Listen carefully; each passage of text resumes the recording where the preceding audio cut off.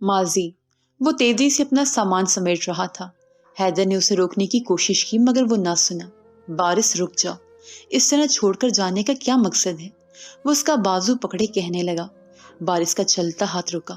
اس نے گھوم کر اسے دیکھا۔ حیدر، میں منافق نہیں ہوں۔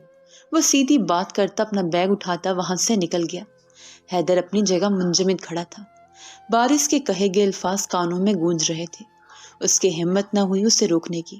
اس کا سب سے بہترین دوست اسے اس بات کا تانا دے گیا تھا۔ حیدر چلتے پنکھے کو گھرتا دوبارہ مایوسی کے گڑھے میں گرتا جا رہا تھا۔ آہ حیدر آہ، تمہاری بزدلی تم سے تمہارا دوست چھین گئے، وہ کروٹ لیتا کہہ رہا تھا۔ اس دن کے بعد سے وہ اس سے نہیں ملا تھا۔ ارسلان کا بیٹا یوسف، اٹھا لیا اس کو؟ موسیٰ نے اظہار سے سوال کیا تھا۔ آئیبرو اٹھائے اسے دیکھ رہا تھا۔ مونچھوں کو تاؤ دیے ہوئے تھے۔ وہ واپس جا رہا تھا۔ میں نے ساتھیوں سے کہا کہ وہ اسے اٹھا لیں۔ ڈارک روم میں ہے وہ بھی۔ اس کی ماں نے ہم سے بچانے کی کوشش کی تھی مگر اکبر چودھری کے ہاتھ قانون سے بھی لمبے ہیں۔ وہ ہلکا سا مسکرایا مگر موسیٰ نے اسے کھا جانے والی نظروں سے دیکھا۔ اس کے چہرے کی رنگت تبدیل ہوئی۔ وہ سٹپٹایا اور اپنی ندامت پر افسوس کیا۔ جاؤ یہاں سے، موسیٰ کی گمبھیر آواز گونجی۔ وہ کرسی کے ہتھے سے کونی ٹکائے بیٹھا تھا اور اپنے ہاتھ میں کالے چشمے کو پکڑا ہوا تھا جس کی ڈنڈی اس نے دانتوں میں دبائی ہوئی تھی۔ معلوم ہوتا وہ کسی گہری سوچ میں تھا۔ اظہار تابیداری سے وہاں سے چلا گیا۔ وہ گھیر والی شلوار اور کالی قمیص پہنے ہوا تھا۔ یکدم فون کی گھنٹی بجی۔ وہ فون کی جانب متوجہ ہوا۔ کون ہو تم لوگ؟ مجھے کیوں اغوا کیا ہے؟ Somebody help me۔ اس کے دونوں ہاتھ بندھے ہوئے تھے۔ وہ حلق کے بل چیخ رہا تھا۔ اس کا سفید چہرہ سرخ ہو رہا تھا مگر اس اندھیرے کمرے میں سوائے اس کے وجود کے کچھ نہ تھا۔ ایک روشنی کی لہر بھی اس کمرے کو نہیں چھو رہی تھی۔ ہر طرف سناٹا اور خاموشی۔ یکدم وہ لوہے کا دروازہ کھلا۔ اندھیرے کمرے میں ایک روشنی آئی، جیسے کالے آسمان میں بجلی کی ایک لہر آئے اور وہ اندھیری رات میں کالی چادر جیسا آسمان چمک اٹھے۔ بالکل ایسا ہی منظر دیکھنے کو ملا تھا۔ دروازے کے بند ہونے کی آواز گونجی، ایک عجیب سی آواز جو اس خاموشی میں پیدا ہوئی، جیسے کسی نے ہتھوڑا ایک لوہے کی ذرہ پر مارا ہو اور کان کو سن کر دینے والی آواز پیدا ہوئی ہو۔ اس لوہے کے دروازے کے اوپر لگا روشن دان کھول دیا۔ روشنی اس چھوٹے سے روشن دان سے ایسے داخل ہوئی جیسے تیز ہوا پلک جھپکتے ہی سوکھے پتے اڑا لے جائے۔ بارش کو محسوس ہوتا اس کا آخری دن ہے۔ پاکستان کے بارے میں وہ اتنا کچھ نہیں جانتا تھا اور یہ لوگ اسے نہ جانے کس بات کا بدلہ لے رہے تھے۔ آپ کون ہو؟ گہرے اور بھولے تنفس لیے اس نے سوال کیا تھا۔ وہ شخص اس کے سامنے کھڑا تھا، بالکل چپ چاپ سا۔ بس اس کے قدموں کی آواز تھی جو چند منٹ پہلے تک اس کمرے میں آ رہی تھی۔ اس کے ساکن وجود پر وہ آواز بھی رک گئی۔ روشن دان سے آتی روشنی بھی اس کا چہرہ واضح نہیں کر سکتی تھی۔ وہ کرسی کھینچ کر اس کے سامنے بیٹھا۔ کرسی کھینچنے کی وجہ سے رگڑ کی آواز گونجی۔ اب وہ کرسی پر بیٹھا تھا، جھکے ہوئے کاندھے لیے۔ اس کی آواز بھی لرزنے والی تھی۔ یوسف، اس کا نام پکارا گیا۔ یوسف نام اکبر چودھری کا دیا ہوا تھا۔ ہاں، اورنگزیب کے جیل جانے کے بعد ہی ارسلان نے اپنی جگہ احسن طریقے سے ان کے بیچ بنائی تھی۔ اکبر چودھری نے دونوں کو قبول کیا، یہاں تک اس کا نام اپنے باپ کے نام پر رکھا۔ یوں تو اورنگزیب کے بیٹے کا نام سوچا تھا مگر جب اکبر چودھری پر گولیاں چلائی گئیں، کس نے چلائیں، کیوں چلائیں، کسی کو نہیں معلوم۔ البتہ اکبر چودھری کو اپنے محسن کا نام ضرور یاد تھا اور وہ تھا ارسلان چودھری، جس نے وقت پر ان کی جان بچائی اور ہسپتال پہنچا دیا۔ اور وہ موت کی چوکھٹ پر پہنچا تب جا کر اس کی اکڑ ٹوٹ گئی۔ 2 سال کی معذوری کی زندگی گزاری تو رہا سہا غرور بھی خاک میں مل گیا۔ کاندھے جھک گئے، بیٹا جیل چلا گیا، اقتدار، طاقت و دولت سب ہاتھ میں ہو کر بھی خالی ہاتھ رہ گیا۔ ساتھ زندگی بھر کا پچھتاوا جو کبھی بھی ان کا پیچھا نہیں چھوڑتا، وہ ٹوٹ گئے تھے۔ میں کوئی یوسف نہیں، میں بارش ہوں، اس نے تصحیح کی، جیسے شاید وہ غلط آدمی کو پکڑ لائے تھے۔ ہاں جانتا ہوں۔ انہوں نے گہری سانس لی اور اپنی بات کہی، جیسے بہت لمبا سفر کیا ہو اور اب تھکن سے چور ہو کر اس کے سامنے بیٹھے ہوں۔ بارش نے حیرت سے اپنے ماتھے پر بل ڈالے۔ وہ تو پہلی بار ادھر آیا تھا، ممکن تھا یہ اس کے باپ کے گھر والے ہوں، مگر اس طرح کسی کو اغوا کرنا، یہ کون سی رشتہ داری تھی؟ تمہاری ماں تمہیں لے گئی تھی بہت سال پہلے، تم جب 10 سال کے تھے۔ اب انہوں نے کہانی بتانا شروع کی۔ وہی اندھیرا جو ابھی بھی قائم تھا۔ بارش کے ذہن میں ماضی گھوما، اسے دھیرے دھیرے یاد آنے لگا، بچپن کی وہ دھندلی یادیں، ایک مانسٹر دادا کا اپنے پوتے کو ڈرانا، سب اس کے ذہن میں کسی فلم کی طرح چلنے لگا۔ آپ مانسٹر دادا ہیں؟ نہایت معصومیت سے سوال کیا گیا۔ ان کا برا رویہ جس کی بنیاد پر لقب انہیں ملا تھا، مانسٹر دادا۔ وہ مسکرائے اور اس بات میں سر کو جنبش دی۔ ہاں میں وہی ہوں، جواب دیا گیا۔ مانسٹر دادا۔ وہ مسکرائے اور اس بات میں سر کو جنبش دی۔ آواز سے لگتا وہ اس کے انداز سے کافی محظوظ ہو رہے تھے۔ آپ مجھے یہاں کیوں لائے ہیں؟ اس نے دھڑکتے دل کے ساتھ سوال کیا۔ اس نے جتنا یلڈیز سے سنا تھا ان کی حیوانیت کے بارے میں، اس سے معلوم ہوتا کہ یہ آخری لمحات ہونے والے تھے اس کے۔ میں چاہتا ہوں میرے بعد تم سنبھالو یہ کرسی، یہ اقتدار۔ وہ اب اپنے مدعے پر آئے تھے۔ بارش نے آؤ دیکھا نہ تاؤ فوراً نفی میں سر کو جنبش دی۔ میں ایسا نہیں کر سکتا، میں وہ نہیں ہوں جس کو آپ مجھ میں دیکھنا چاہتے ہیں۔ مجھے جانے دے، میری ماں میرا انتظار کر رہی ہے۔ اس نے انکار کیا۔ اس کا لہجہ خفیف تھا، بات میں طنز، مجبوری اور جان چھڑانے والے تمام جذبات یکساں موجود تھے۔ تمہیں میں کبھی مجبور نہ کرتا اگر مخالف اچھے ہوتے۔ تم یہ چاہتے ہو کہ اگر یہاں کے معصوم لوگوں کا مستقبل مرزا عمر اور سائم جیسے لوگوں کے ہاتھ میں ہو۔ میری کوئی اولاد نہیں ہے، ورنہ میں تمہیں کبھی نہ کہتا۔ وہ ٹھہر ٹھہر کر نہایت پرسکون لہجے میں بات کر رہے تھے، جیسے ان کو بات کرنے کا فن اور اپنی بات منوا لینے کا فن آتا ہو۔ بارش کو ان کی بات پر تعجب ہوا۔ وہ جس شخص سے وہ سالوں نہیں ملے، آخر وہ اس کے بارے میں کتنے شیور کیسے تھے کہ وہ ملک کا مستقبل سنوارنے کا حامل ہوگا؟ مگر اس کے لیے میں ہی کیوں؟ ہو سکتا ہے میں ان سے بھی زیادہ برا ہوں۔ اب کی بار اس نے سوال کیا، اور اس سوال میں واضح تعجب تھا، حیرانی تھی۔ بلا شبہ میں تمہارے بارے میں کچھ نہیں جانتا، ماں سوائے کہ یہ تم ایلڈیس کے بیٹے ہو، اس کی تربیت میں، اس کی سرپرستی میں بڑے ہوئے ہو۔ وہ پورے اعتماد لہجے میں گویا ہوئے۔ ان کے موٹے نقوش اور عقاب جیسی آنکھوں میں چمک تھی۔ آپ مجھے باتوں میں گھیر رہے ہیں اور میں یہاں کسی قیمت پر نہیں رکوں گا۔ وہ بھی حتمی فیصلہ سنا گیا۔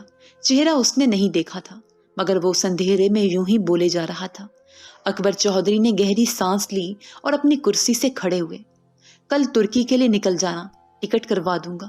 وہ شکستہ انداز میں گویا ہوئے اور باہر کی جانب بڑھے۔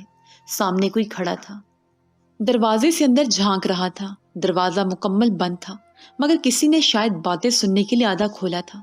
گفتگو ختم ہوتے ہی اس نے آ کر اطلاع دی۔ چونکہ خاموشی تھی، آواز دھیمی سی تھی، پھر بھی گونجی۔ اس کا نام سنتے ہی وہ سن ہو گیا۔ کیا دنیا اتنی چھوٹی ہے؟ اس نے اپنے دماغ میں منصوبہ گڑھا۔ وہ دونوں آپس میں باتیں کرتے وہاں سے نکل گئے، جبکہ وہ حیرت کے سمندر میں غوطہ لگانے لگا۔ صبح کا موسم خراب سا تھا، برسات اپنے زور پر تھی۔ باہر جانے والی تمام فلائٹ کینسل ہو گئی تھی۔ اسے اب ڈارک روم میں نہیں رکھا گیا تھا۔ وہ ایک عام سے فلیٹ میں مقیم تھا۔ سوچتا سوچتا وہ چائے کی کیتلی چولہے پر رکھے اسے گھور رہا تھا۔ کیا اسے رک جانے کا فیصلہ لینا چاہیے یا پھر چلے جانا چاہیے؟ مگر وہ نام، اسے بدلہ لینا ہے، اس لڑکی کا بدلہ۔ مگر نہیں، وہ کیوں کسی کے لیے اپنی پرسکون زندگی برباد کر دے؟ اس نے اپنا فون اٹھایا، اپنے سفید فون کی چوڑی سکرین پر کچھ ہندسے ٹائپ کیے۔ فون پر مریم نام جگمگایا۔ اس نے کال ملائی اور اپنی ابھری نسوں والے ہاتھ کو اپنے کان سے لگایا۔ ان ابھری نسوں والے ہاتھ پر موجود اس کی وہی کالی گھڑی۔ وہ کچن میں چولہے کے سامنے کھڑا تھا۔ سنک کے اوپر بنی کھڑکی جس میں لوہے کی سلاخیں لگی ہوئی تھیں، اس کے دروازے پر رنگ برنگے شیشے لگے ہوئے تھے۔ کھڑکی کا ایک پٹ کھلا ہوا تھا، جبکہ دوسرا بند۔ کھلی والی کھڑکی سے تازگی سے بھری سورج کی کرنیں اس کچن میں داخل ہو رہی تھیں۔ کچن میں رکھے برتن اب وہ اٹھا کر ایک جگہ رکھ رہا تھا۔ کاندھے سے فون کو سہارا دیا ہوا تھا۔ بارش، کیسے ہو تم؟ کہاں ہو؟ خیریت؟ مریم نے اپنی زبان میں اس سے سوال کیے۔ وہ چائے کی پیالی نکال کر اس میں چائے انڈیل رہا تھا۔ اتنی ضروری بات اتنی فرصت سے بس ایک ہی شخص کر سکتا تھا، وہ تھا بارش۔ ہاں مریم، میں ٹھیک ہوں۔ وہاں کیا ہو رہا ہے؟ وہ اپنی ترکش ٹی کے سپ لیتا، سلیب سے ٹیک لگائے اس سے بات کر رہا تھا۔ اس کا ایک ہاتھ فون پر جبکہ دوسرے ہاتھ سے ٹی پکڑی ہوئی تھی۔ یہاں کا موسم خاصی اچھا ہے، وہ ستائشی لہجے میں گویا ہوئی۔ اس نے چائے کی سپ لی اور مختصر سا جواب دیا۔ وہ ہر چیز ایسا ظاہر کر رہا تھا جسے مریم کو شک نہ ہو۔ تم میرا ایک کام کرو گی؟ اب وہ اصل بات پر آیا تھا۔ ہاں ضرور، وہ پرجوش انداز میں بولی، جیسے وہ کوئی اعلیٰ دین کے چراغ کا جن ہو اور بارش کے ایک حکم پر اس کے سامنے چیزوں کا ڈھیر کر دے۔ وہ اس کی اکتاہٹ ہوئے نظر انداز کرتا اب صوفے پر بیٹھا جو 2 قدم کے فاصلے پر رکھا ہوا تھا۔ کچھ پل خاموشی کے بعد وہ بولا، امی کو میری طرف سے ایک پیغام بھیجنا ہے۔ وہ کان کی لو مسلتا تھوڑی ہچکچاہٹ سے بولا، پیغام؟ اس کی آواز میں واضح حیرانی تھی۔ ایسا کون سا موضوع تھا؟ وہ اس کا سہارا لے رہا تھا۔ ہاں، دراصل یہاں موسم کی خرابی کے باعث میں وہاں نہیں آ سکتا، اس لیے تم میرے اس فون سے امی کو یہ کہہ دو کہ میں ترکی میں ہوں اور استنبول میں ٹھہرا ہوں کچھ دن اپنی شاپ کے سلسلے میں۔ وہ ایک سانس میں بولتا گیا، ہاں کہہ تو دوں گی، مگر تم… اس کا سوال ادھورا رہا، جیسے وہ اس کا سوال جانتا تھا۔ تبھی بیچ میں ہی اس کا سوال کاٹ دیا، ہاں جانتا ہوں کیا پوچھ رہی ہوں۔ اگر میں یہاں سے میسج کروں گا تو ممکن ہے وہ جان دے میں پاکستان میں موجود ہوں، اس لیے تم سے کہہ رہا ہوں۔ اس نے تفصیل بتائی تو وہ اپنا سر اس بات میں ہلا گئی۔ اس نے گہری سانس لی، چہرے پر ابھرتی اس کی داڑھی جس کو اس نے اپنے ہاتھوں سے چھوا تھا۔ وہ کسی سوچ میں تھا، یہی فیصلے میں کہ آگے زندگی کے کس موڑ پر لے کر جائے۔ حال چلو، جب سب طے پا ہی گیا ہے تو اب تم دونوں اکیلے میں بات کرو۔ اب میں کباب میں ہڈی تو نہیں بن سکتی نا۔ گلمینا اپنی جگہ چھوڑ کر کھڑی ہوئی۔ نور نے آنکھوں کے اشارے سے انہیں روکا۔ زرسانگا اسے دیکھ مسکرائی، ارے ایک دوسرے کے پسند پوچھو، اب یہ اتنا اچانک فیصلہ تھا؟ تم دونوں تو ایک دوسرے کو جانتے تک نہیں ہو۔ گلمینا نے اس کے کاندھے پر ہاتھ رکھا اور اس کے کان کے قریب ہو کر سرگوشی کی۔ وہ پہلے ہی سمٹ کر بیٹھی ہوئی تھی، اب تو وہ دونوں جا رہی تھیں۔ چلو گلمینا، زرسانگا مسکراتی اسے وہاں سے لے گئی، مگر چہرے پر بکھرا تبسم تھا کہ جانے کا نام نہیں لے رہا تھا۔ وہاں کئی ساعتوں تک تو خاموشی نے راج کیا، دونوں زمین کو ہی تک رہے تھے۔ فرید نے اپنا گلا کھنکھارا، وہ اس کی جانب متوجہ ہوئی۔ یکدم دونوں کی آنکھیں ٹکرائیں۔ آپ کا نام نورالعین ہے؟ دراصل میں نے کبھی آپ کو یہاں نہیں دیکھا، وہ بات کا آغاز کر گیا۔ نور خاموشی سے اس کا چہرہ دیکھتی رہی۔ وہ بہت زیادہ خوبصورت نہیں تھا، البتہ اگر اسے خوش شکل کہا جائے تو غلط نہ ہوگا۔ وہ مصنوعی مسکرائی، جی، کیا آپ نہیں جانتے؟ اس نے اپنی دونوں آئی بروز کو ملائے سوال کیا۔ وہ خجل سے مسکرایا، آئی ایم سوری، میں بھول گیا تھا۔ اس نے اپنی غلطی کی معذرت کی، میں دانیال فرید ہوں۔ یو نو، آپ تو جانتی ہوں گی۔ اب اس کی آواز میں اعتماد تھا۔ وہ پرسکون سا اس کے سامنے بیٹھا ہوا تھا۔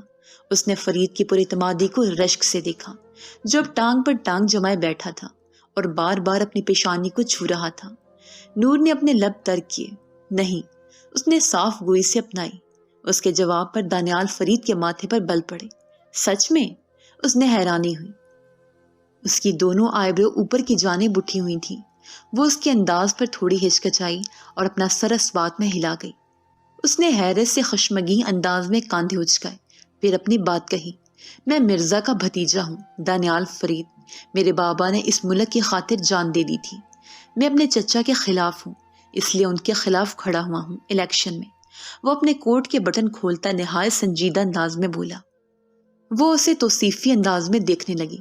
کوئی اپنے وطن سے اتنی محبت کیسے کر سکتا ہے؟ وہ اپنے خون کے رشتے کے خلاف ہی کھڑا ہو گیا۔ آپ کافی سمجھدار ہیں اور بلا شبہ پیاری بھی۔ وہ اب دونوں ٹانگیں فرش پر رکھتے محظوظ انداز میں اسے دیکھ رہا تھا۔ اس نے تفصیلی نگاہ اس پر ڈالی تھی۔ وہ چونک کر اسے دیکھنے لگی۔ اسے ایسے لگا جیسے وہ اس کا مذاق اڑا رہا ہے۔ نہیں، جیسے سوچ رہی ہیں آپ ایسا بالکل نہیں ہے۔ وہ اس کے تاثرات سمجھتا اپنی بات کی تصحیح کرنے لگا۔ وہ اب اس کے سامنے کھڑا تھا، جبکہ وہ صوفے پر بیٹھی گردن اونچی کیے اسے دیکھ رہی تھی۔ آپ یہاں کیا کر رہے ہیں؟ وہ کچھ جواب دیتی اس کی بات کاٹی جا چکی تھی۔ وہ فرید سے مخاطب تھا، اس کی آواز پر وہ تھوڑا سا گھبرایا ہوا تھا۔ وہ پیچھے ہوا۔ میں بارش نے دوبارہ اس کی بات کاٹی، معاف کیجیے گا فرید، ہمارے ہاں یہ رواج عام نہیں ہے، یہ آپ کا امریکہ نہیں ہے، ہم اپنی روایتیں جانتے ہیں۔ آپ اپنے کمرے میں جائیں نورالعین۔ اس کا لہجہ عام ہو کر بھی سخت تھا۔ وہ سخت نظروں سے نور کو دیکھ رہا تھا۔ نور تو شرمندگی کے گھڑوں میں گرتی چلی گئی۔ اپنے قدم تیزی سے باہر کی جانب بڑھائے، اس کی آنکھیں جھکی ہوئی تھیں۔ وہ بارش کے برابر سے گزرتی کمرے سے نکل گئی۔ اس نے باہر جانے تک اپنی نظروں سے نور کا تعاقب کیا، پھر نظر بارش کے چہرے پر ٹک گئی۔ نکاح سے پہلے کسی قسم کی ملاقات یا بات چیت کرنا ہماری روایتوں کے خلاف ہے. بہتر ہوگا آپ نکاح والے دن ہی اس حویلی میں آئیں. وہ اپنی بھاری آواز میں مخاطب تھا. فرید کو شرمندگی ہوئی. اگر آپ کے جذبات مجروح ہوئے تو تلافی، مگر میں یہاں اپنی مرضی سے نہیں آیا. وہ اپنی صفائی میں بولا. آپ جس کی مرضی سے بھی آئے، آئندہ خیال رکھیے گا. وہ حتمی انداز اپناتا وہاں سے جا چکا تھا. اس کے مغرورانہ انداز پر دانیال فرید اپنے دانت کچکچائے بغیر نہ رہ سکا. دوپہر کی دھوپ اپنی تیزی کھو رہی تھی. بارش اس کے دروازے پر کھڑا تھا، جس کی وجہ سے وہ یہاں رکا تھا. وہ دروازے کے سامنے کھڑا تھا. چند مہینے پہلے کی ایک باسی یاد اس کے ذہن میں ہلکورے لینے لگی. میں مزید اس گھر میں نہیں رک سکتا. وہ تیزی سے فلیٹ سے باہر نکلا، مگر ان ٹوٹی سیڑھیوں پر پہلے ہی کوئی اس کا منتظر تھا. لمبے بڑے ہوئے بال، داڑھی بھی مکمل بڑی ہوئی تھی، کپڑے صاف تھے. وہ دروازے پر ہاتھ رکھے کھڑا تھا. رنگ سانولا تھا. وہ اسے دیکھتا اس کے قدم منجمد ہو گئے. تم بارش ہو؟ سوال کیا گیا. آواز میں کافی حد تک اپنائیت تھی. اس نے اس بات میں اپنے سر کو جنبش دی. وہ مسکرائے اور اس کے گلے لگے. وہ اب بھی پتھر کی مورت بنے اس آدمی کو دیکھ رہا تھا. میرے بچے کیسے ہو؟ تمہاری ماں کیسی ہے؟ وہ اس سے ایسے بات کرنے لگے جیسے صدیوں پرانا تعلق ہو دونوں میں. آپ ہیں کون؟ وہ ان کو خود سے دور کرتا سوال کرنے لگا. میں تمہارا چاچا ہوں. وہ ایک نیا رشتہ متعارف کروا گئے. اورنگزیب چاچا؟ اس کے ذہن میں دھندلی یاد چمکی. وہ اس بات میں سر ہلا گئے. بارش کے چہرے پر خوشگوار حیرت تھی، اور شاید یہ پہلی مرتبہ تھا کہ اپنے خاندان میں کسی کو دیکھ کر اس کے چہرے پر خوشگوار مسکراہٹ آئی ہو. آپ کتنا بدل گئے ہیں. وہ ان کے ہاتھوں میں اپنے ہاتھ دیے حیرانی سے بولا، جیسے وہ وہی پرانا 10 سال والا بارش ہو. تم بھی بہت بڑے ہو گئے، اتنے کہ اپنے چاچا سے بھی زیادہ قد کاٹ نکل آیا. وہ مسکرا کر اس کے کاندھے پر ہاتھ رکھ گئے. تبسم چہرے پر بکھرا تھا. اس نے دروازہ کھولا. اندر آئے. وہ جو چند منٹ پہلے وہاں سے جانے والا تھا، اب کسی کو اس فلیٹ میں آنے کی دعوت دے رہا تھا. بارش، میں یہاں ایک اہم گفتگو کرنے آیا تھا. وہ صوفے پر کافی بستر بیٹھے تھے، جیسے کوئی بات انہیں ستا رہی تھی. جی کہیں. وہ اب بھی ان کے سامنے بیٹھا ان کی آنکھوں میں دیکھنے لگا. میں نہیں جانتا مجھے وہ لوگ کب تک زندہ چھوڑیں، میرے چھپے دشمن، مگر میں یہ جانتا ہوں کسی کو میں اپنی امانت دے آیا تھا. اب اس امانت کو واپس لینے کا وقت ہے. انہوں نے تمہید باندھی.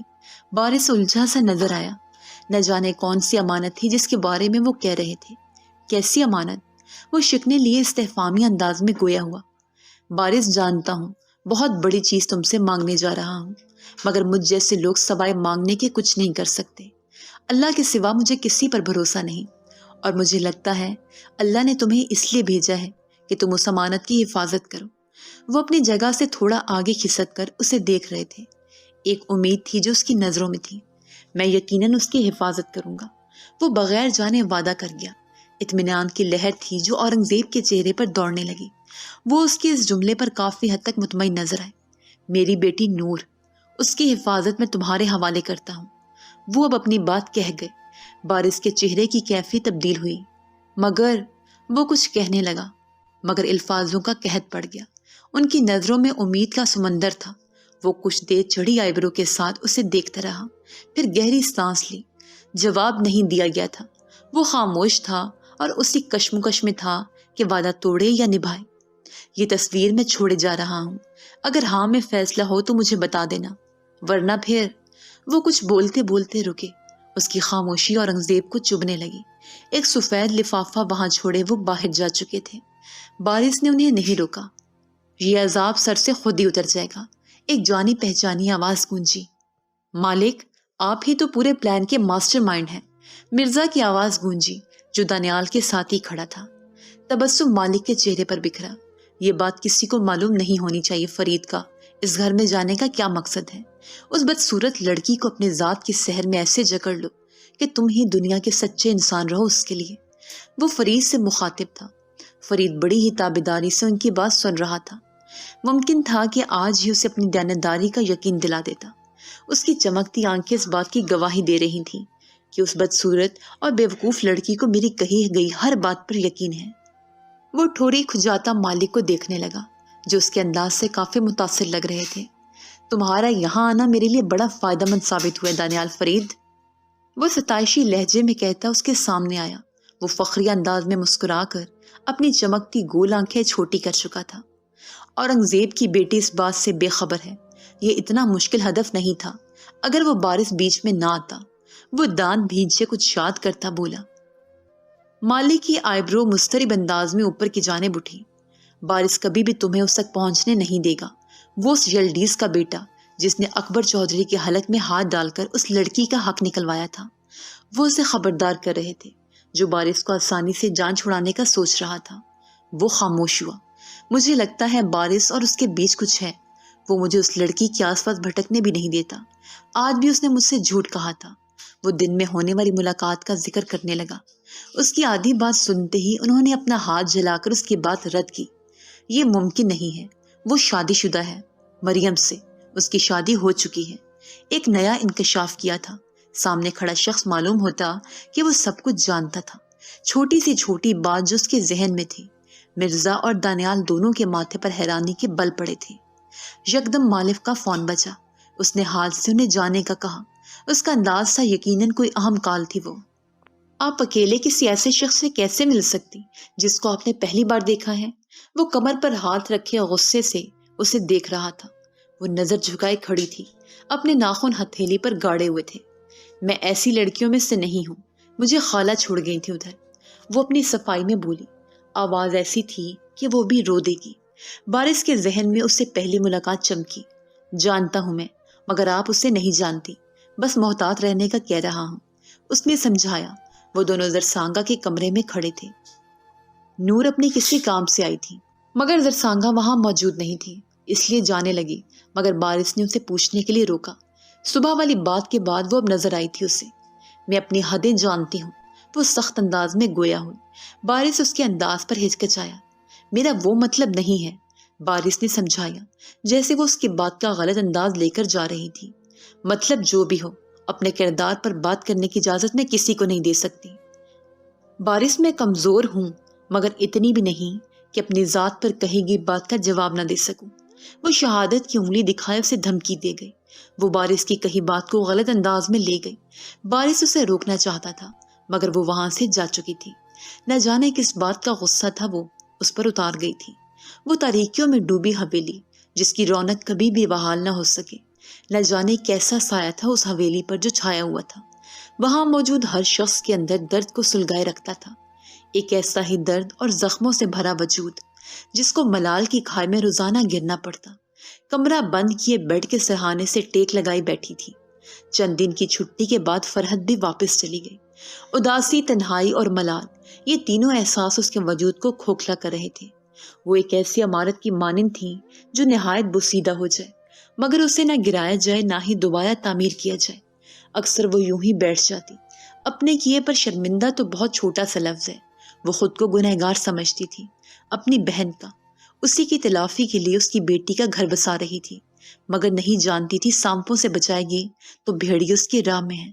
میں نے اپنی بہن کی بیٹی کو زہر دینے کی کوشش کی، صرف ارسلان تمہاری محبت کی خاطر، اور تم نے مجھے صرف استعمال کیا۔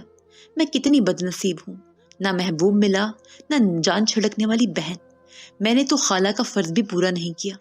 آنکھوں سے آنسو بے ساختہ بہہ رہے تھے۔ وہ رو نہیں رہی تھی، بس سر ٹکائے سوچ رہی تھی، مگر آنسو غیر متوقع طور پر نکلتے ہی جا رہے تھے۔ وہ ان آنسوؤں کو نہیں پوچھ رہی تھی، بس ایک غیر مرئی نکتے کو گھورتی کچھ کہتی جا رہی تھی۔ اپنے گناہوں کا اعتراف کرتی جاتی، پھر مسکرا دیتی۔ معلوم ہوتا وہ حواسوں میں نہیں ہے۔ پچھتاوا انسان کو مار دیتا ہے۔ وہ بھی پل پل مرتی جب بھی نور کو دیکھتی، مگر نہ سچ بتانے کی ہمت تھی اور نہ ہی اپنے ضمیر کی آواز کو وہ بند کر سکتی تھی۔ وہ بغیر سہارے کی کشتی جیسی تھی جو نہ جانے کس سمت جا رہی تھی۔ وہ خود بھی بے خبر تھی اس انجام سے۔ اپنی الماری سے اس نے وہی چھوٹا صندوق نکالا، ہاتھ میں موجود بال پین اس صندوق میں ڈالی جہاں چادر کا موتی بھی موجود تھا۔ میں نہیں جانتا میں ایسا کیوں کر رہا ہوں۔ یہ موتی، یہ بال پن، تم سے جڑی ہر شے عزیز کیوں ہے میرے لیے؟ یہ میرے وعدے کا حصہ تو نہیں۔ وہ صندوق میں چیزیں رکھ رہا تھا۔ اس کی آنکھیں سامنے لگے شیشے میں بخوبی دکھ رہی تھیں جن میں دنیا بھر کے جذبات ہلکورے لے رہے تھے۔ کیا تم مجھے اچھی لگتی ہو؟ وہ زیر لب بڑبڑایا۔ نہیں، یہ ممکن ہی نہیں۔ پھر خود نفی کی صندوق دوبارہ اپنی الماری میں رکھا۔ کمرہ بلب کی روشنی سے روشن تھا، اس کی نیلے ہیرے جیسی چمکتی آنکھیں مجبور تھیں۔ کیا پسند کے لیے ضروری نہیں لڑکی حسین ہو یا لڑکا شہزادہ؟ اگر محبت عروج پر آتی ہے تو سامنے رنگ میں بھی اپسرا دکھتی ہے اور جھونپڑی میں رہنے والا بھی شہزادہ۔ تبھی تو کہتے ہیں محبت اندھی ہوتی ہے۔ زہرا کا نکاح یوسف سے کیوں نہیں کروا دیتے؟ اکبر چودھری پاؤں پھیلائے بیٹھے تھے۔ ارسلان ان کی بات پر مکمل چونک چکا تھا۔ وہ پینٹ اور شرٹ میں ملبوس تھا۔ بابا، ایسا کیسے ممکن ہے؟ اتنے رنگ گرگٹ نہیں بدلتا جتنے ارسلان کے چہرے نے اس وقت تبدیل کیے تھے۔ ممکن کیوں نہیں ہے؟ بن ماں کی بچی ہے، اسے سرپرست مل جائے گا، اور نکاح تو مستقبل کے لیے ہے۔ وہ نہایت دھیمے اور ٹھہر ٹھہر کر اپنی بات کر رہے تھے۔ ارسلان کے ماتھے پر پسینے کی بوندیں نمودار ہوئیں۔ اپنے ہاتھ میں موجود ٹیشو سے پسینہ صاف کیا۔ بابا، مگر یلڈیز؟ اب وہ اپنی پریشانی بتا گیا تھا۔ اس کی وجہ پر اکبر چودھری نے اس بات میں گردن کو جنبش دی، پھر گہری سانس لی۔ اورنگزیب کے جانے کے بعد اس کے حصے کی تمام چیزیں ارسلان کے قبضے میں تھیں، پھر چاہے بابا کہنے کا حق ہی کیوں نہ ہو۔ دودھ سے مکھی کی طرح اسے تمام چیزوں سے نکال پھینکا تھا اس نے اورنگزیب کو۔ یلڈیز اچھی لڑکی ہے اور اس کا حق ہے، تم بات کرو اس سے۔ وہ اپنے برابر میں رکھی اینک کی جانب ہاتھ بڑھانے لگے۔ چونکہ پاؤں ساکت تھے، نچلا حصہ معذوری کے باعث نہ مڑ سکا۔ ارسلان نے چشمہ اٹھا کر دیا اور اپنی جگہ پر بیٹھا۔ میں بات کروں گا۔ وہ اس بات میں سر ہلا گیا، انداز پرسوچ ہی تھا۔ یہ زیور ہے، تمہاری ماں کو چڑھایا تھا، اب تمہارا حق ہے اس پر۔ زرسانگا اپنی الماری میں گھسی، جھک کر کچھ نکال رہی تھی، ساتھ ہی وہ نورالعین سے مخاطب بھی تھی۔ وہ کسی زیور کے بارے میں اطلاع دے رہی تھی جو اس کی ماں سے منسوب تھا۔ وہ بستر کے کنارے پر ہی بیٹھی تھی، پاؤں کو کینچی بنائے۔ کئی ساتوں بعد وہ الماری کا پٹ بند کر چکی تھی۔ ان کے ہاتھ میں مخمل کے ڈبے تھے جو ایک کے اوپر ایک رکھے ہوئے تھے۔ ان کی ٹھوڑی تک آتی وہ ڈبوں کی قطار۔ نور کو محسوس ہوا مدد کرنی چاہیے، تبھی اپنی جگہ سے اٹھی اور اوپر کے 3 ڈبے اٹھائے۔ زرسانگا مسکرائے۔ وہ تمام مخملی سرخ رنگ کے ڈبے اب بستر پر آڑے ترچھے پڑے تھے۔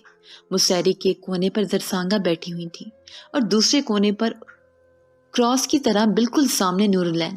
ان دونوں کے وسط میں وہ مخملی سرخ رنگ کے زیورات کے ڈبے پڑے تھے، جن میں سے ایک انہوں نے اٹھایا اور اس کے سامنے کیا۔ خوبصورت اور نازک سا گلے کا ہار تھا، اس میں چمک رہا تھا، جس میں گرین رنگ کے قیمتی پتھر لگے ہوئے تھے۔ یہ میری ساس نے مجھے دیا تھا اور پھر میں نے تمہاری ماں، اور اب یہ تمہیں ملے گا۔ خواہش تو تھی کہ یوسف کی دلہن پہنے، مگر اس کے لیے نیا بنا لوں گی، اس پر تمہارا حق ہے۔ وہ اس کے ہاتھ سے زیور کو لیتی ڈبے کو بند کرنے لگی۔ نظریں اس پر موجود نہیں تھی، مگر وہ باتیں اس سے کر رہی تھی۔ نورالعین نظریں نیچے کیے بیٹھی تھی، اس سے ان زیوروں میں دلچسپی نہیں تھی۔ کیا وہ میری شادی پر آئیں گی؟ وہ ان تمام باتوں کو بالائے طاق رکھتی اپنی ماں کے بارے میں پوچھنے لگی۔ زرسانگا جو باتیں کر رہی تھی، ان کا ہاتھ پل بھر کو رکا۔ وہ اسے تعصب سے دیکھنے لگی، پھر گہری سانس لی۔ تم چاہتی ہو وہ آئے؟ اب اپنے ہاتھوں سے زیور کے ڈبوں کو ایک سائڈ پر کرتے اس کے پاس کھسکی۔ نہ چاہتے ہوئے بھی آنسو گال پر پھسلتے گئے تھے۔ وہ ہتھیلی کی پچھ سے آنکھوں کو صاف کرتی اس بات میں سر ہلا گئی تھی۔ اپنے لبوں کو تر کرتی وہ شکوہ کو نظریں ان پر ٹکا گئی۔ تعصب سے زرسانگا گہرا سانس کھینچا۔ میں کوشش کروں گی، تمہارا باپ نہ جانے کہاں ہے، ورنہ میں اسے بھی بلا دیتی۔ وہ سنجیدہ سی کہتی اب اپنی بات کا موضوع تبدیل کر گئی تھی۔ نور چودھریوں کی بیٹی ہے؟ پلویشا کے دیدے حیرت سے پھیل گئے۔ صبح سے ایک ہی نیوز تھی جو ٹی وی سکرین پر چل رہی تھی۔ نور کو جو بھی جانتا تھا اس خبر نے سب کو متحیر کر دیا تھا۔ بارش کے نہ چاہتے ہوئے بھی خبر ملک کے چاروں طرف گھومنے لگی، جیسے دودھ کی تھیلی اچانک گرے اور دودھ پوری زمین پر پھیل جائے۔ قسمیں، جس لڑکی کو ہم منحوس کہتے نہیں تھکتے تھے، آج وہ ہمارے کرش دانیال فرید کی دلہن بنے گی۔ بڑی فرصت سے لکھی گئی ہے اس کی قسمت۔ جویریہ ستائشی لہجے میں گویا ہوئی۔ ایمن کے بھاگ جانے کے بعد جتنا کانٹوں بھرا سفر اسے کاٹنا پڑا، اتنا ہی اس کے گھر والوں نے اس حادثے کو جھیلا، یہاں تک کہ تمام تعلقات توڑ ہی ڈالے تھے۔ بنی بنائی عزت بھی خاک میں مل گئی۔ پلویشا کالج میں بدنام ہو گئی تھی، اس لیے اب وہ کم ہی کالج جاتی۔ اکثر جویریہ اس کے گھر آ جایا کرتی تھی، مگر اپنے ماں باپ سے چھپ کر، کیونکہ اس کے ماں باپ نے بھی پلویشا سے کسی قسم کا تعلق رکھنے سے منع کیا تھا۔ اب ہر کوئی تو اس کی طرح قسمت کا دھنی نہیں ہو سکتا۔ کاش میں اس کی جگہ ہوتی۔ وہ ایک ٹھنڈی آہ بھر کر کہنے لگی، یہ جانے بغیر کہ وہ کتنے برے لوگوں میں گھرے ہیں۔ اس کی ظاہری زندگی دیکھ اس کی خواہش کرنے لگی جو ویریا کو اس کی قسمت پر رشک آ رہا تھا۔ امی، دادی، بابا، حیدر بھائی، عزیر بھائی، احمد انکل۔ ساشا حیرانی سے چیختی ہوئی کمرے سے باہر نکلی۔ اس کے ہاتھ میں اس کا فون موجود تھا جس کی سکرین چمک رہی تھی۔ چھٹی کا دن تھا، سب وہیں موجود تھے۔ سمر اپنے ماں اور باپ دونوں کے ساتھ ادھر آئی تھی۔ چند ہفتوں بعد اس کا نکاح تھا۔ چونکہ لڑکا باہر رہتا تھا اس لیے نکاح جلدی ہو رہا تھا۔ وہ اپنے ساتھ سمر کو باہر لے جانا چاہتا تھا، اس لیے کاغذی کارروائی کے لیے نکاح پہلے ہونا ضروری تھا۔ دوپہر کا کھانا شگفتہ باہر برآمدے کے چبوترے پر لگا رہی تھی جہاں ٹین کی چھت سے سایہ ہوا تھا۔ موسم خاصی اچھا تھا اس لیے آج وہ باہر کھانا کھانے بیٹھے تھے۔ کیا ہوا بیٹا؟ نفیس نے اسے دیکھا جو مارے خوشی حیرانی کے تاثرات لیے پرجوش سی نظر آ رہی تھی۔ آپ کو پتا ہے ہم ایک کروڑ پتی کی بیٹی کو اپنے گھر رکھے ہوئے تھے۔ اس کی آواز میں حیرانی تھی، جوش تھا۔ مطلب؟ حیدر نے سوال کیا تھا۔ مطلب بھائی، نور سیاستدان اورنگزیب کی بایولوجیکل ڈاٹر ہے۔ وہ حیدر کے برابر میں بیٹھی اور اپنا فون اس کے سامنے کیا۔ احمد کا چہرہ حیرانی کی آتش فشاں میں غرق تھا۔ حسنارا بھی سکتے کے عالم میں آ گئی تھی جبکہ شگفتہ اپنی جگہ منجمد کھڑی تھی۔ او میرے خدا، تایا آپ کی تو لاٹری نکل پڑی۔ عزیر نے حیدر کے ہاتھ سے فون لیا اور پوسٹ سکرول کرنے لگا۔ احمد مصنوعی مسکرایا۔ ممکن تھا جتنے سالوں سے یہ راز چھپا کر رکھا تھا آج اس کا سامنے آنا کسی بڑے طوفان کی آمد ہوتی۔ یہ کتابیں کہاں لے کر جا رہی ہوں؟ ماں جبین کے ہاتھ میں بہت سی کتابیں تھیں جن کو وہ کہیں لے کر جا رہی تھی۔ ارے یہ یوسف بابا کی کتابیں ہیں، اس نے ٹھہر کر بتایا۔ اس کی آئیبرو ستائشی انداز میں اوپر کی جانب ہوئی اور ان کتابوں میں سے اوپر والی کتاب اٹھائی۔ گوہر بددست، اس کتاب پر نام لکھا ہوا تھا۔ اس نے زیر لب نام پڑھا۔ اس کے نیچے لکھا تھا بریکٹ میں کچھ جیسے ناول کی مین تھیم تھی، 7 ملکوں کی 7 کہانیاں، تبدیل زمانوں کی رونقیں اور زندگی کی کڑوٹوں کی رنجشیں۔ کتاب کے پہلے حصے پر لکھا تھا، حیرت ہے لڑکے بھی ناول پڑھتے ہیں۔ اس نے حیرانی کے ملے جلے تاثرات اور تعجب سے اپنے ہونٹوں کو نیچے کی جانب کیا اور لاپرواہی سے شانے اچکائے۔ ویسے تم نے پڑھا ہے؟ کیا کہانی ہے اس کی؟ وہ کتاب کو الٹ پلٹ کر دیکھ رہی تھی۔ یہ ایک لڑکی کی کہانی ہے جو 7 ملکوں کا سفر کرتی ہے ایک جادوئی کتاب کے ذریعے۔ اس کے ہر ایک سفر میں ایک سبق چھپا ہے۔ بارش نے اس کے ہاتھ سے کتاب لی۔ اس کی اچانک آمد پر وہ پلٹی۔ آپ یہاں؟ اس نے ہکلائے ہوئے انداز میں کہا۔ یہ رکھو۔ اس نے کتاب رکھی اور جانے کا کہا۔ وہ بھی خود سنبھالتی وہاں سے چلی گئی۔ جی میں یہاں آپ سے کچھ بات کرنی ہے، اس نے جواباً کہا اور آگے آ کر اسے جگہ دی۔ جی بولیں۔ وہ اپنی آنکھیں اس کے چہرے پر ٹکا گئی۔ میں بس یہ پوچھنا چاہتی ہوں، آپ دانیال فرید کے بارے میں بتائیں۔ کیا آپ چاہتی ہیں یہ بات ہو؟ دیکھیں، فیصلہ آپ کے ہاں یا نہ پر ہی مبنی ہوگا۔ اس کا لہجہ ہمیشہ کی طرح ٹھہرا ہوا تھا۔ وہ پورے اعتماد انداز سے اپنی بات کہہ رہی تھی۔ اس کے چہرے پر کچھ رنگ آئے کچھ گئے۔ اس نے اپنی نظریں جھکا لی۔ وہ اس کی جھکی نظروں کو دیکھ رہا تھا۔ جو بات ہو گئی ہے اب منظوری پوچھنے کا کیا فائدہ؟ اس نے رنجیدہ خاطر نظروں سے دیکھا جن میں اس کے اندر کی کیفیت معلوم ہوتی تھی۔ بارش نے تعصب کا سانس کھینچا۔ آپ مجھے بتائیں آپ چاہتی کیا ہیں؟ اس نے سوال کیا۔ کیا آپ میری ماں کو لا سکتے ہیں میرے نکاح میں؟ اس نے چبھتی نظروں سے سامنے کھڑے بارش کو دیکھا جو ششدر رہ گیا۔ تمہاری ماں زندہ ہیں؟ وہ حیرت میں مبتلا سوال کر گیا۔ وہ اس کی حیرت پر الجھی۔ کیا مطلب؟ نہ سمجھی سے سوال کیا گیا۔ وہ اس کی بات کا جواب دیے بغیر ہی باہر کی طرف نکلا۔ اس کے ہاتھ میں چمکتی وہ نیلے پتھر والی انگوٹھی۔ یلڈیز، ہمارے بچے کا مستقبل سنور جائے گا، سمجھو اس بات کو۔ وہ اس کے چہرے کو اپنے ہاتھوں کے پیالے میں لیے اسے راضی کر رہا تھا۔ اس کے لبوں سے جو لفظ نکلتے وہ اتنی محبت میں ڈھلے ہوتے جس کا خواب صرف گلمینا کی آنکھوں میں تھا۔ وہ خواب جو ادھورا تھا، وہ محبت جو یک طرفہ تھی، نہ مکمل تھی، ادھوری تھی۔ مگر ایسا ممکن نہیں ہے۔ وہ صرف 10 سال کا ہے۔ ارسلان، مجھے یہاں نہیں رہنا، مجھے واپس جانا ہے۔ وہ اس کے ہاتھ کو پیچھے دھکیلتی نروٹھے پن سے بولی۔ اس کا انداز بھی کتنا سہانا تھا اور ارسلان کا اس کے نکھڑے اٹھانا۔ یلڈیز، میں بہت قربانیوں کے بعد اس مقام پر پہنچا ہوں۔ اگر میں یہاں سے چلا جاؤں تو میری محنت ختم ہو جائے گی۔ وہ اسے سمجھانے لگا مگر وہ اپنا چہرہ پھیر گئی تھی۔ تم سمجھ کیوں نہیں رہے ہو؟ میں یہ نکاح کی اجازت نہیں دے سکتی، وہ جھنجھلا کر بولی۔ مگر کیا وجہ ہے؟ بتاؤ مجھے۔ وہ اس کے سامنے کھڑا اس کا راستہ روک چکا تھا۔ اس نے اپنی نیلی آنکھیں ارسلان کی آنکھوں میں جمائیں۔ بارش مریم سے منسوب ہے۔ اس نے گہری سانس لیے اس کی آنکھوں میں آنکھیں جمائے کہا، کتنی باہمت عورت تھی۔ کیا؟ وہ ہکا بکا رہ گیا، دنگ رہ کر اسے دیکھتا گیا۔ بازوؤں سے ہاتھ ہٹ چکے تھے۔ ہاں، ارسلان، میری بہن اسے میرے حوالے کر کے گئی تھی، اس لیے میں نے یہ سوچا کہ میں اپنی اولاد کا نکاح اس سے کر دوں۔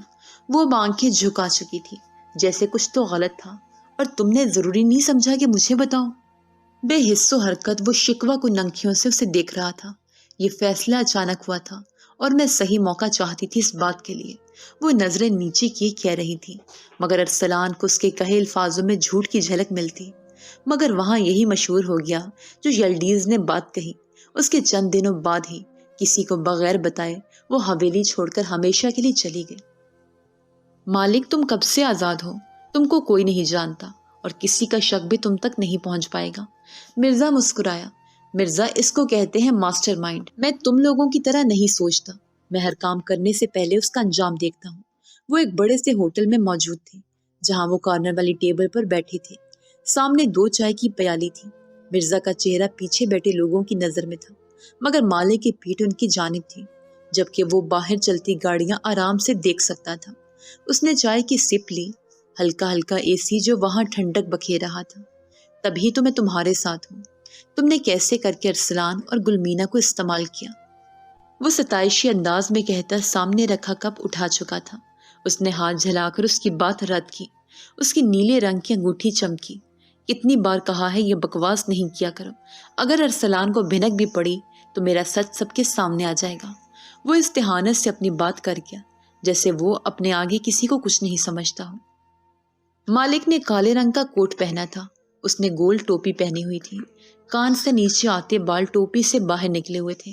اس نے نیپکن سے اپنا منہ تھپ تھپایا اور کرسی سرکا کر پیچھے ہوا۔ یہ پیسے ہیں، بل ادا کر دو، اس نے گردن کے اشارے سے کہا، پھر اپنا چشمہ آنکھوں پر جمائے جیبوں میں ہاتھ ڈالتا وہاں سے نکل گیا۔ میں اس فیصلے پر راضی ہوں اورنگزیب چاچا، مگر میں وہاں انتظامات کر کے آؤں گا ادھر۔ فون پر بارش کی آواز گونجی۔ اورنگزیب کی خوشی کا ٹھکانہ نہیں رہا تھا۔ تم سچ کہہ رہی ہو؟ اللہ تمہیں آباد رکھے۔ ممکن ہے تم جاؤ، وہاں یلڈی سے اجازت لے آؤ۔ ان کی آواز میں شکرانے کے جذبات کس حد تک نمایاں تھے۔ کوئی اگر ان کی آواز سنتا تو بخوبی اندازہ لگا لیتا۔ نور العین کو آپ کے کہنے کے مطابق میں نے اختری کے ہاتھ چھوڑ دیا ہے۔ کچھ مہینے بعد وہ خود آ جائے گی، جب تک بارش ارسلان یوسف چودھری بن جائے گا۔ کال پر آواز گونجی۔ اپنی پہچان کو مٹانے کو تھا، ایک نئی پہچان بننے کو تھی۔ کال کا سلسلہ ترک ہو گیا۔ صرف خاموشی تھی، اداسی تھی اور ایک جستجو جو ارد گرد گھومتی جا رہی تھی۔ کتنی زندگیاں چکردار ہوا کے گرد گھوم رہی تھیں۔ نہ جانے کس کو سنہرے باغات کی نوید سنائی جاتی اور کون آتش فشاں کے ابلتے لاوے میں جل کر بھسم ہو جاتا۔ ایمن پاؤں لٹکائے بیٹھی تھی، گمسم سی۔ وہ ایک بے وجہ سا وجود تھا جس کا کوئی مقصد نہیں تھا۔ شاید وہ زخمی روح اکیلی نہیں تھی، اس جیسا کوئی اور بھی تھا جو اسے دیکھ رہا تھا۔ نور کا دھیان بھی مکمل ہٹ گیا تھا اس پر سے۔ نور کو الگ کمرہ دیا تھا اس کے رتبے کے لحاظ سے، جبکہ وہ اسی کمرے میں تھی۔ ذہن سوچوں میں غرق تھا۔ سوچ رہی تھی وہ وہاں سے چلی جائے، مگر کہاں جائے؟ یہ سوال جہاں وہ رک جایا کرتی تھی۔ کوئی تو ہو جو اس کا اپنا ہو، کوئی تو سہارا ہو، اس کے دکھوں پر بھی مہر لگ جائے، ان کا بھی کوئی کنارہ ہو۔ یا جس جھیل میں وہ کودی تھی اس کا کوئی کنارہ نہیں تھا؟ اتنی ہمت نہیں تھی کہ گھر لوٹ جائے، نہ ہی جان لینے کی ہمت۔ بس وہ تو اپنی سانسیں گن رہی تھی، کب وہ سانس کم ہو وہ چلی جائے۔ اس جیسا وجود بھی ممکن تھا، یوں ہی سوچ رہا تھا۔ ایمن سے تو محبت چھین لی گئی، مگر اس شخص کو تو سرے سے محبت ہی نہ ملی کبھی بھی۔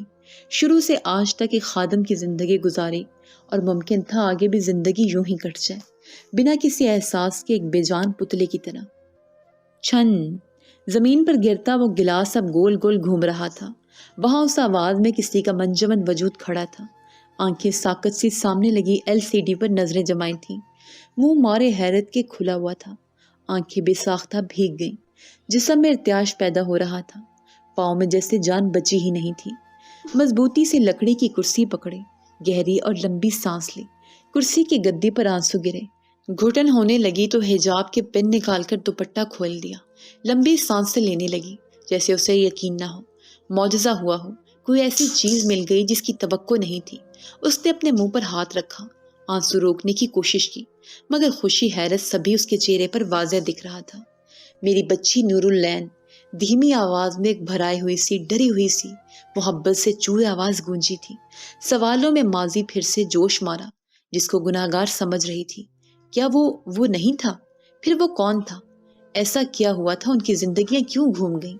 کیوں بدل گئیں؟ یہی سوال ذہن میں گھومتا گیا. اسے محسوس ہوا اس ویلفیئر کی چھت اس پر آن گری ہے.